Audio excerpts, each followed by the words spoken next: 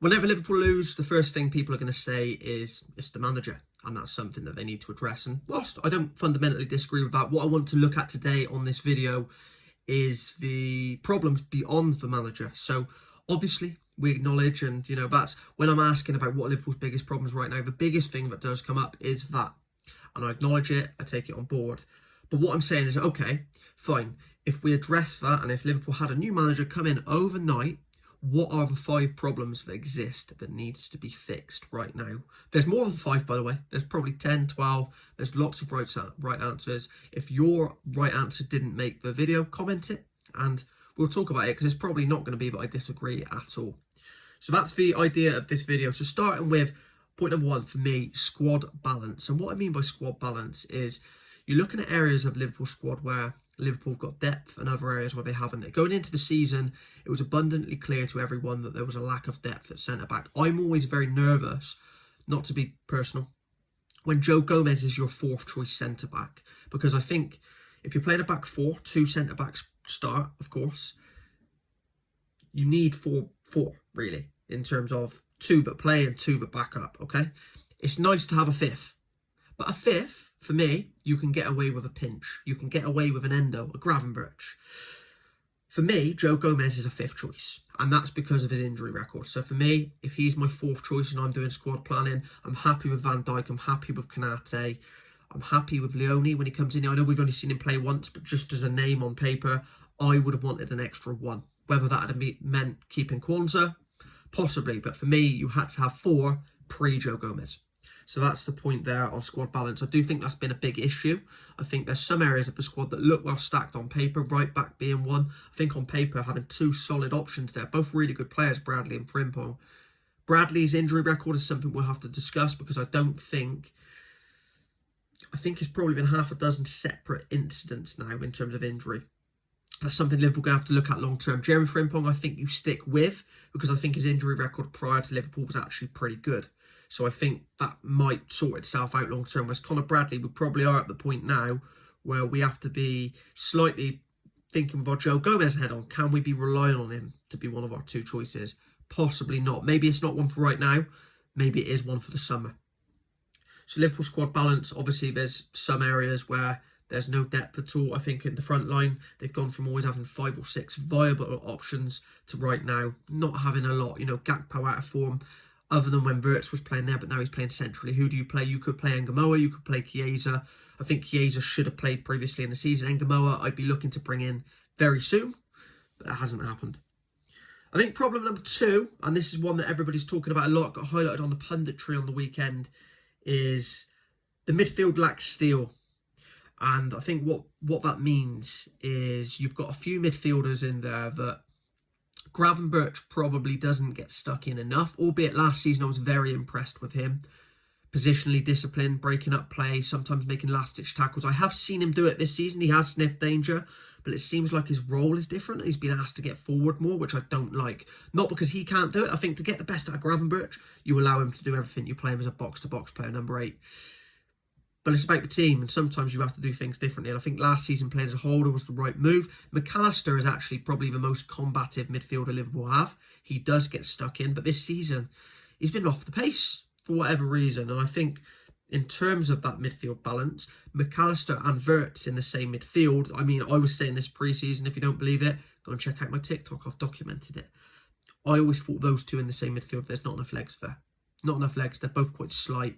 Nah, not for me. I think in games where you dominate the ball, you probably get away with it a little bit more. And the other abundantly obvious thing is no natural holder. So you talk about the double pivot. Again, for me, I'd prefer 4-3-3 with 1 holder and 2 number 8s, if you will. And Florian Wirtz, therefore, wouldn't have been in that midfield 3. It's not a signing I would have been looking to make. Liverpool have made that signing. You now have to try and make it work. Of course, he's an amazing player. For me, that probably means a change of shape, but that's one for another video.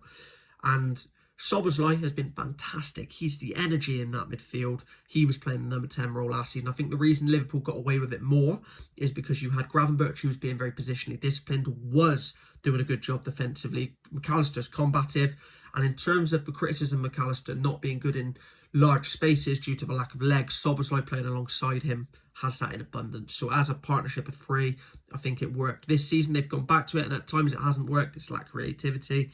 But again, I think Liverpool to play Wirtz as a number 10 for me, I think you're looking at Mascherano and Alonso behind him. So obviously they're retired, but you're looking at a passer with a deep line playmaker alongside a steely, breaking up play type of player, Fabinho and Mascherano. So in the modern day, you might be looking at Caicedo and Wharton as a partnership. I don't think Gravenberch is probably ideal to it. I think if he's the second, I think if he's the second double pivot, if you've got a Caicedo, someone that can break up play, you might get away with a Gravenberch. You might get away with that. But I feel like he is better at receiving the ball on the turn than he is breaking lines with passes. I feel like that second double pivot has to be the one to be able to get the ball into Florian Wirtz.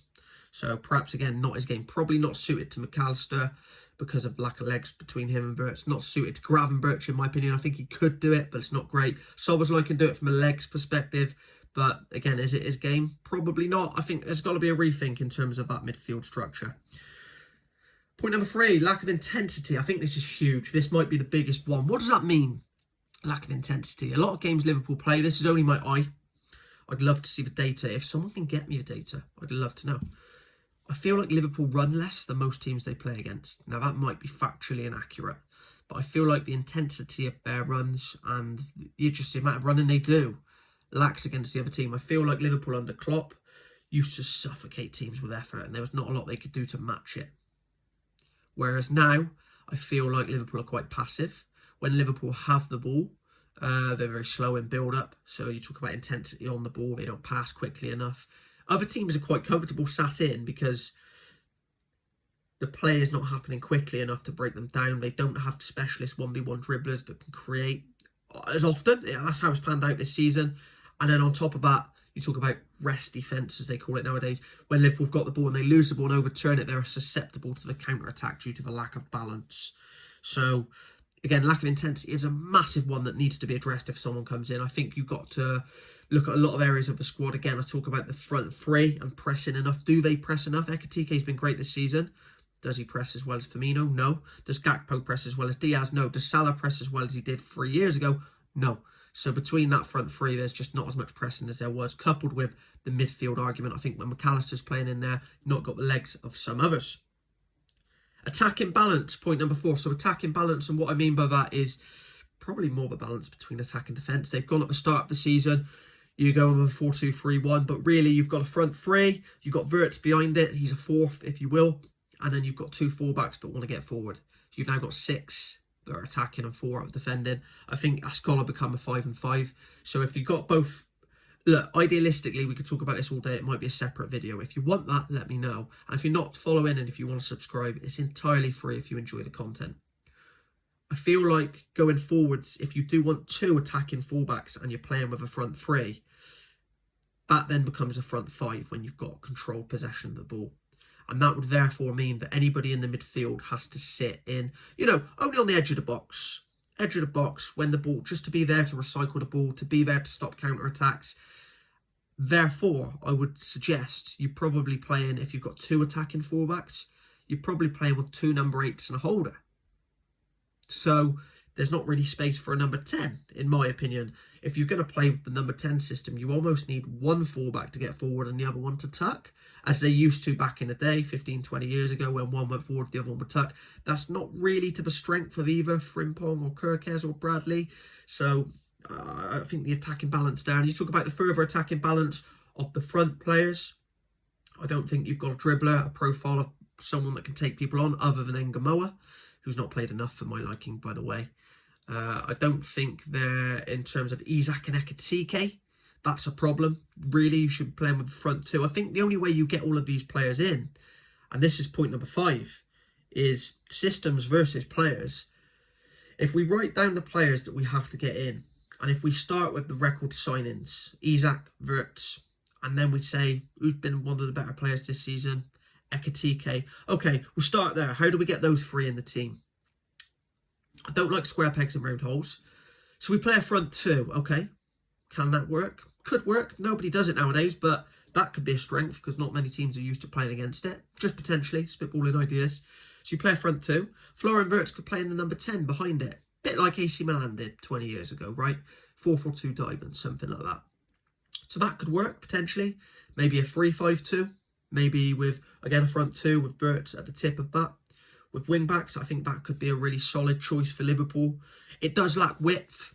It's not my ideal formation if I'm designing a team, but hey, I would have never signed both players. Personally, it'd have been a one or the other for me because I could foresee within a front three, you were never really going to get both in, not within natural positions anyway. So systems versus players. But if you do what I just said, maybe now you're comfortable with leaving Mo Salah out the team, but 6-7 months ago, you wouldn't have been comfortable with leaving Mo Salah out. So unless he plays as part of the front two, and then one of these Akira misses out, or Salah misses out, there's lots of debates here. I think in terms of those systems versus players, I think a narrow formation, a 4-4-2 diamond, a 3-5-2, a 3-4-3 would suit the wing backs.